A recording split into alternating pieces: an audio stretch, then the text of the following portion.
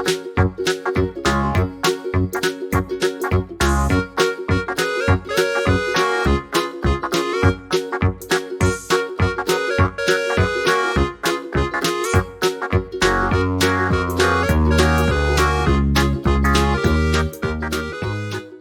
turma do 7º ano, tudo bom com vocês? Estamos mais uma vez juntos aqui, hoje sexta-feira, dia 10. Nossa última aula nós falamos sobre os verbos, aí vem bastante verbos, né? Ter e vir, ler, crer, ver e dar e seus derivados. Vimos aqui as acentuações deles.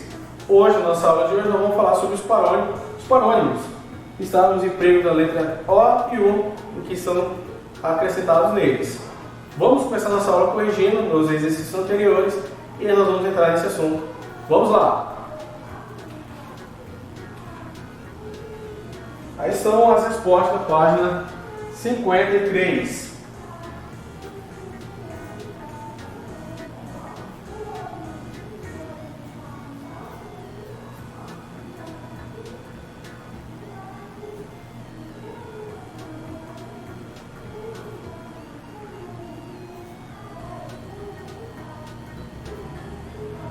Vamos para o próximo.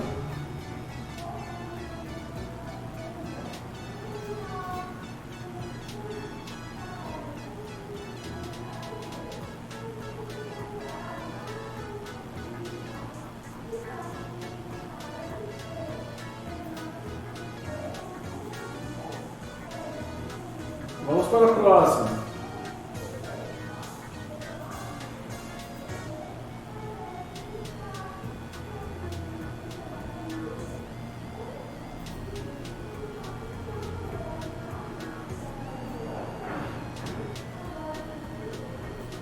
Vamos para o próximo.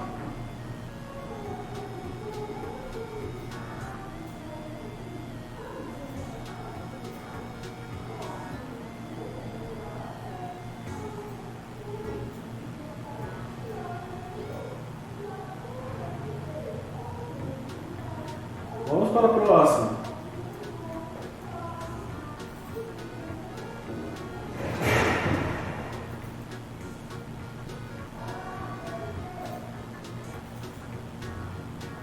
E vamos para o nosso assunto de hoje. Vamos lá. Emprego das letras O e U em parônimos. Antes de vermos os exemplos que estão no livro, vamos conhecer o que é parônimos.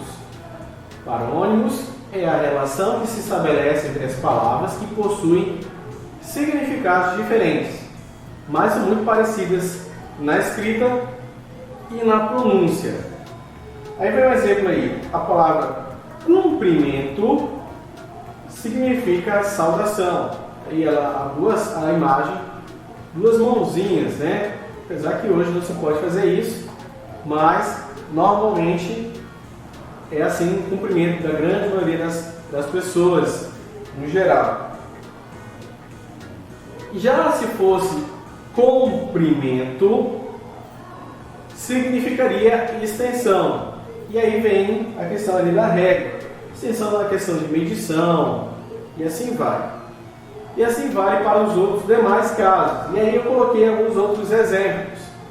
O soar é o emitir som. O suar significa transpirar. O sortir significa abastecer. O surtir significa resultado. Aí também tem essa outra que normalmente as pessoas erram, entre cavaleiro e cavalheiro. Cavaleiro é aquela pessoa que cavalga. Cavalheiro é um homem gentil. Professor, só pode ser homem gentil, não pode ser mulher? Mulher gentil seria uma dama, né? Então não pode ser cavalheira, certo? E aí tem o absorver e o absolver. O absolver é perdoar, inocentar. O absorver vem de dissolver e também de transpirar. E aí você faz lá as atividades que estará na página 56 e 58. É lógico, você não pode esquecer aí de colocar a data. Certo, turma? Então, é isso a nossa aula, certo? Então, vou deixar aqui a mensagem aqui para vocês. O homem joga sua saúde fora para conseguir dinheiro. Depois usa o dinheiro para reconquistá-la.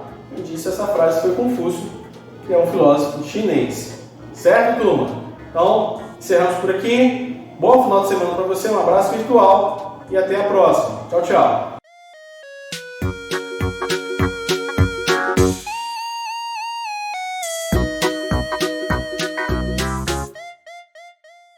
Olá, sétimo ano, tudo bem com vocês? Espero que sim, espero que estejam bem, espero que esteja todo mundo se cuidando.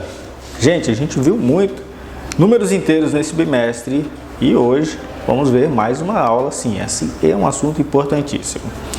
Acredito que eu vou fazer uma revisão nas próximas aulas, então se puder já adiantar serviço, pode ir lá à frente do livro e dar uma olhada, dar uma lida, não precisa resolver exercício nem nada. Então hoje nós vamos começar a aula relativa ao dia 10 de julho e nela nós vamos ver aplicações das operações com números inteiros novamente. Então aqui você pode acompanhar a partir da página 79 do livro e já vamos começar com exercício, tá? E o exercício que eu separei é um exercício da página 79, é o exercício 12, é um problema, precisa ter leitura e atenção. Então vamos começar. Um grande edifício tem 88 andares, o andar térreo e mais 10 andares no subsolo. Um dos funcionários da manutenção começou seu dia de trabalho no 5º andar, abaixo do solo, e logo subiu 22 andares para resolver um problema de vazamento em um escritório. Ele precisou descer 24 andares para buscar uma ferramenta e depois subir 6 andares para fechar um registro. Antes de retornar ao escritório com problemas, desceu um andar pelas escadas para chamar um colega que o auxiliasse no trabalho. Em que andar estava seu colega? Então aqui, gente, ó, a gente vai observar, vai tirar os valores numéricos, né? 5º andar. Subiu 22. Ele começou no 5º e subiu 22. Desceu 24, subiu 6 e desceu um andar. Então aqui é o núcleo da resposta. Vamos puxar aqui nosso quadro verde e vamos separar bem as informações. Começou no 5º andar abaixo, ou seja, menos 5. Subiu 22 andares, ou seja, soma 22. Desceu 24, subtrai 24. Final desceu, vamos considerar descer como subtração. Subiu 6 andares, ou seja, adicionou 6 andares e no fim desceu um andar, subtraiu 1. Então a gente separa ali, ó, menos 5 mais 22, menos 24 mais 6, menos 1. Isso daí é a expressão que representa o movimento dele subindo e descendo os andares no prédio. Na linha seguinte, menos 5 mais 22 deu 17. Menos 24 repetiu, mais 6 menos 1 deu 5. Aí ficou menos 7 mais 5, que é o 17 menos 24. Menos 7 mais 5 dá menos 2. E essa é a resposta. Ele estava no subsolo, no 2º andar do subsolo, especificamente. No exercício seguinte, é o exercício 18 da página 25, é do livro de atividades, não é do livro didático. Numa cidade da Argentina, a temperatura era de 12 graus Celsius. 5 horas depois, o termômetro registrou menos 7 graus Celsius. A variação da temperatura na cidade foi de... Então, para a gente calcular, vamos pegar aqui a primeira informação, que são os 12 graus Celsius. A segunda informação, que são os menos 7 graus Celsius. Estava numa temperatura positiva, foi para uma negativa, né? Uma temperatura abaixo de zero. A gente puxa o nosso quadro verde e o raciocínio é o seguinte: a variação será o valor de uma temperatura menos a inicial. No caso, 12 menos menos 7. No caso, a gente vai tirar do parêntese usando regras de subtração. O menos de fora modifica o menos de dentro, fica 12 mais 7 e 12 mais 7 é 19. Então a variação dessa temperatura foi de 19 graus. Estava 12 lá em cima, perdeu 12, depois chegou a 0, perdeu 7, variou em 19 graus. Espero que esses 2 exercícios ajudem vocês a continuar os outros que estão lá nos livros. E eu peço agora que você vá lá nas páginas 74 e 75 do livro didático, nas páginas 24 e 25 do livro de atividades. Faça os exercícios que tem lá. Anotem suas dúvidas. Estou aguardando você lá na plataforma, no plantão Tira Dúvidas, caso elas apareçam. 7º ano, agradeço a sua participação e até a próxima aula.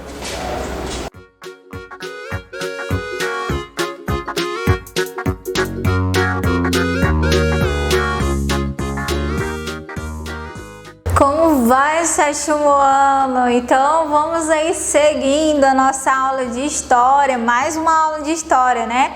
Agora a gente vai falar sobre os povos do Brasil. Lembra que na última aula eu falei para vocês fazerem a leitura das páginas 50 a 55?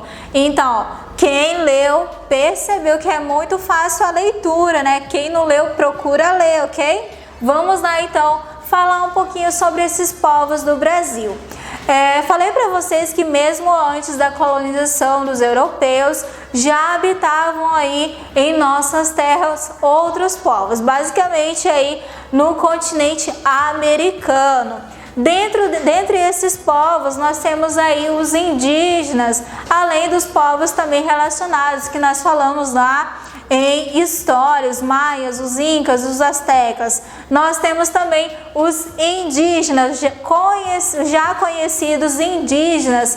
Como é que era a cultura desses povos aí antes da chegada dos europeus? E modificou alguma coisa com a chegada dos europeus, com a chegada aí dos colonizadores portugueses? Será que modificou o cotidiano, o dia a dia deles? Eu acredito que sim, que tenha mudado sim. Vamos lá.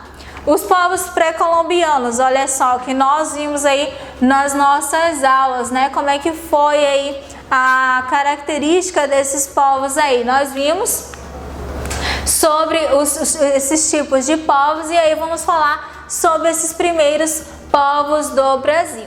Os europeus, eles desconheciam o continente americano antes do início das grandes navegações. Para eles não existia um continente americano, né? Apenas aí a África, a Ásia e aí somente esses locais aí. Os grupos indígenas, eles não desenvolveram sistemas de escrita por essa razão. As fontes que usamos para saber sobre a sua história são pesquisas arqueológicas, relatos orais e testemunhos dos europeus que viveram, né, que estiveram no território a partir do século XVI. Então, a comunicação deles era apenas oral, eles não sabiam ler, não sabiam escrever. Então, como é que era a comunicação deles? Era através da oralidade. E como é que a gente sabe, professora, da história desses povos? Através dos vestígios arqueológicos, dos restos mortais humanos, dos materiais que eles deixaram aí para a sociedade. Então, através disso daí é que a gente sabe a história desses povos aí. Troncos linguísticos.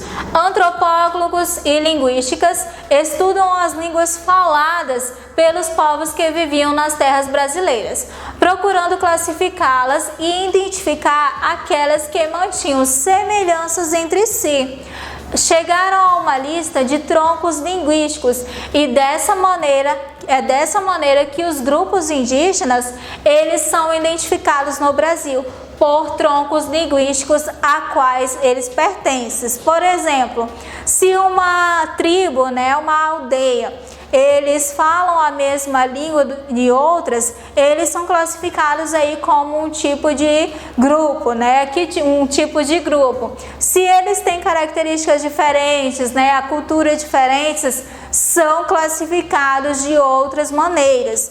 Uma coisa bem interessante na nossa cultura indígena é que cada grupo, cada povo tem a sua cultura diferente, modo de se vestir, modo de se enfeitar. Então, cada um deles tem suas características diferenciadas aí, ok? Então, essa é uma maneira também dos arqueólogos saberem como é que é a cultura deles aí. Seguindo, as evidências arqueológicas pode-se afirmar que há mais de 12 mil anos os seres humanos eles já ocuparam regiões onde atualmente se encontram os estados de Minas Gerais, Piauí, Mato Grosso e São Paulo também. Haviam grupos que viviam de forma nômade. Vocês lembram o que são nômades? Pessoas que não fixavam em um único local, eram pessoas que se deslocavam de um local para o outro, são chamados de grupos nômades. Praticavam a agricultura, outra coisa interessante também, né? A agricultura, praticamente basicamente todos os grupos indígenas. A terra, ela não era vista como uma propriedade de indivíduos, mas de toda a comunidade, ou seja, todo mundo tinha a sua participação, todo mundo tinha uma função e era respeitado por todos. As sociedades indígenas variavam de tamanho dependendo do grupo.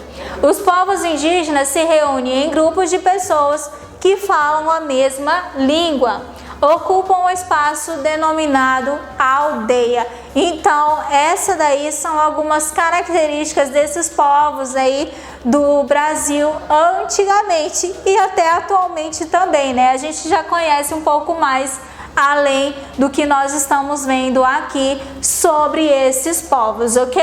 Nas próximas aulas a gente vai aí dar continuidade nesse assunto. Por hoje é só, um bom final de semana, muito obrigada e até a próxima.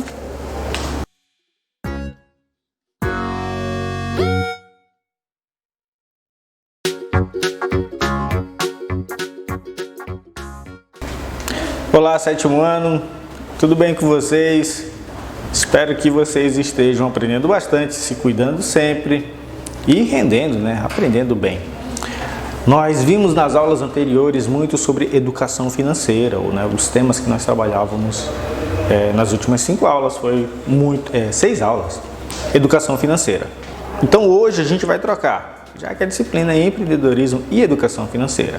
A gente vai falar um pouco mais sobre o espírito empreendedor, mas para ser empreendedor temos que ter educação financeira, né? Temos que ter saúde financeira, temos que saber cuidar dos nossos ganhos.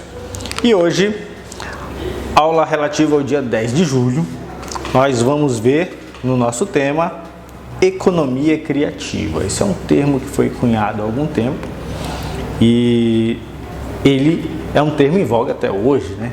A gente não pesquisa muito, né? O brasileiro não tem o hábito de cultura financeira, não tem educação econômica. Mas vocês são diferentes, são uma geração privilegiada e vão aprender comigo o que é a economia criativa, tá? Esse é um assunto que nós vamos ver nas próximas aulas. Deixo você na companhia dos slides. O conceito surgiu em 1998 e compreende produtos e serviços cujo valor agregado vem da criatividade, ou seja, produtos e serviços que se baseiam na criatividade para agregar valor. Sim, você tem uma ideia, você pega algo que já existe, modifica um pouco e aquilo ali pode trazer um rendimento bom para você. Desde a Revolução Industrial, no fim do século XVIII, a economia teve como fator decisivo a automação e a divisão do trabalho. Máquinas cada vez mais eficientes definiam o próximo patamar econômico de ponta. É o caso das indústrias petroquímicas, automobilística, da construção civil, da informática, entre outras. Então, assim, era sempre o quê? A melhor máquina para o melhor rendimento.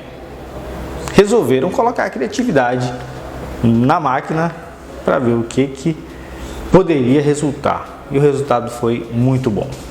Continuando, pode-se dizer que a grande preocupação das empresas era administrar e projetar modos mais sofisticados de produção. Nas últimas décadas aconteceram 2 novas revoluções, a cultural e a digital. Na cultural, setores relativos à ciência e à tecnologia, ou à arte e ao entretenimento, geram cada vez mais receita. Na indústria digital, funciona como sustentáculo material desse fenômeno. A cultura surge como uma indústria robusta, o cinema, a televisão e a internet modelam boa parte da economia que envolve entretenimento. A grande força da economia criativa é o poder de dar a devida importância ao capital humano dentro da economia. Então, gente, a economia criativa você pode usar algo que já existe, modificar para que haja um retorno financeiro, né? Você pode, com criatividade, modificar a internet em seu favor. A gente vê isso quando a gente vê os youtubers, né? Que cada um vende um produto diferente. Você pode encontrar comédia, você pode encontrar análise política, análise financeira, você pode encontrar até tutorial de como você pode mudar a sua casa, né? Você pode encontrar um tutorial que lhe ensina como pintar a casa e deixar num acabamento mais interessante, de como montar um móvel preso a uma parede. Então, assim, essas pessoas usaram a internet, usaram a comunicação e usaram suas habilidades para ter um ganho financeiro, né? Tem que ter criatividade. Então, criatividade financeira é isso. Há também quem vai usar em outros setores. Há gente na televisão usando da criatividade para que possa ter um retorno financeiro, né? É um investimento também. Você pode usar a sua criatividade para fazer algo totalmente inesperado e vender. Se uma pessoa, por exemplo, tem o dom da marcenaria, que existe há milhares de anos, Jesus era filho de carpinteiro, né? Para você ter uma ideia. Mas você pode criar na marcenaria objetos novos, você pode anunciar de um jeito diferente. Então, você pode colocar no Facebook, você pode aprender a misturar marcenaria e pintura e vender móveis que têm desenhos famosos ou de jogos famosos, né? Você pode colocar lá uma imagem do Free Fire na porta do guarda-roupa, né? Por exemplo. Economia criativa é isso, é você usar os seus dons, né, da sua criatividade, do seu pensamento e emplacar e modificar um produto já existente ou novo, não importa. Então, espero que você tenha aí acendido uma lampadinha e você tenha criado aí uma ideia boa que você possa trabalhar. Espero que você possa estar sendo empreendedor. Algumas das mentes empreendedoras começaram na idade de vocês, estão ganhando muito dinheiro hoje na minha idade. Então, assim, vocês têm essa possibilidade de modificar o seu tempo e o seu futuro, né? E tem muitas décadas pela frente. Espero que você tenha aproveitado a aula. Agradeço a sua participação no 7º ano e até a próxima aula.